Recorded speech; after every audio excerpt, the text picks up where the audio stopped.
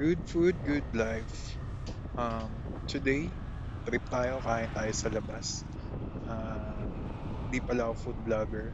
Gusto ko lang i-share sa inyo kung saan kami kumakain. Pag trip namin ng kare-kare. Hirap kasi lutuin eh. Kaya dito na lang tayo. So, samahan nyo kami guys. Eto nga pala yung aming kinakainan. Pangalan ng kainan na ito ay Ronnie Food House. Ayan, makikita nyo. Solid dito yung kare-kare tsaka yung Goto Batangas nila. Sobrang sarap. Ayan, makikita nyo. Nasa bukid tayo. Fresh na fresh pag kumain ng kare-kare at ng Goto Batangas. Diba? Solid. Ang dami ng servings. Mura lang yan. 110 lang yung Goto Batangas. Tapos yung kare-kare ay 150. Yan. Tignan nyo guys gaano kalambot yan. Solid. Di tinipid. Nga pala. Ayan o. Dami pang gulay. Siyempre, tikman natin yung Goto Batangas. O nga pala, located to sa Tansa. Hindi ko alam yung mismong location kasi alam ko lang yung daan. Boundary ng Gentry tsaka ng Tansa.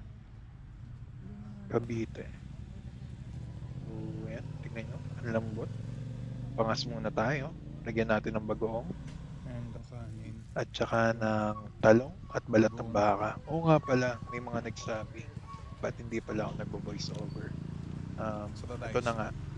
Andito pa tayo sa starting line.